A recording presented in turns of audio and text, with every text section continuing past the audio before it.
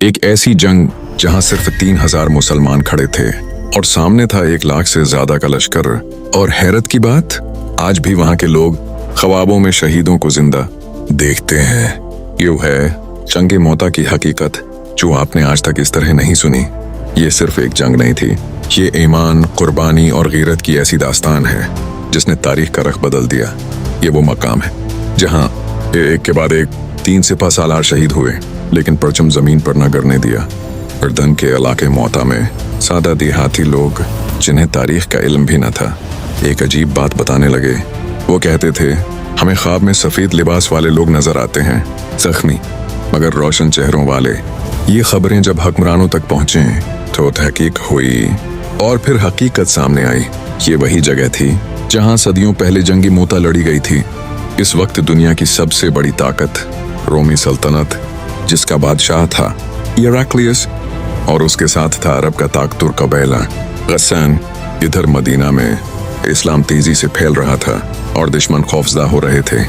रसूलुल्लाह ने फैसला किया कि जंग से पहले दूत दी जाए।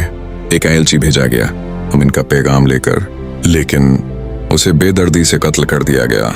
ये खबर मदीना पहुंची तो हर आंख में गुस्सा, हर दिल में आग थी, क्योंकि अरब के उसूल के मुताबिक एलची को कत्ल करना सीधा जंग का ऐलान था।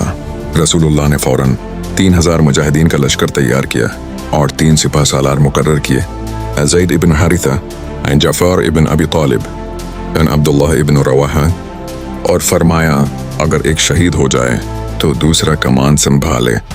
इसी लश्कर में एक शख्स खामोशी से मौजूद था, न कोई अहदा न कोई दावी, लेकिन वो था जंग का मास्टर। इनाम था खालिद इब्न अल-वलीद।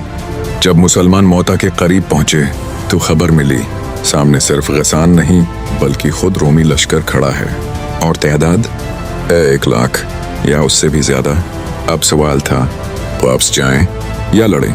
अगर वापस जाते तो दुश्मन सीधा मदीना पहुंच जाता। जोशीले अंदाज में, हम तादाद से नहीं ईमान से लड़ते हैं। हम वो कौम है जो शहादत को कामयाबी समझती है। जंग शुरू हुई और मैदान खून से भर गया। सबसे पहले ज़ैद बिन हारिसा शहीद हुए, फिर परचम उठाया।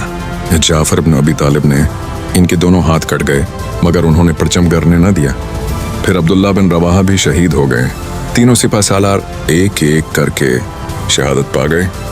अब लश्कर बगैर कमांडर के था तो खालिद बिन वलीद आगे बढ़े जो और तारीख बदल दी। उन्होंने ऐसी जंगी चाल चली कि दुश्मन को लगा मदद आ गई है और इसी हिकमत से मुसलमानों को महफूज निकाल लिया। ये जंग हार नहीं थी, ये ईमान की जीत थी। ये सबक है कि तादाद नहीं, यकीन जीतता है। अगर आप चाहते हैं ऐसी मजीद ईमान अफरोज कहानियां तो अभी चैनल को सब्सक्राइब करें और कमेंट में लिखें अल्लाहु अकबर।